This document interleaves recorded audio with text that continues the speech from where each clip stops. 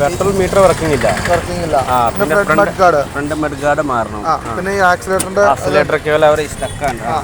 പിന്നെ ക്ലച്ച് നമ്മള് gear സെക്കൻഡിലേക്ക് തേർഡിലേക്ക് down ചെയ്യുമ്പോൾ വണ്ടിക്ക് ഒരു കിടിയുടെ അടിയുണ്ട്.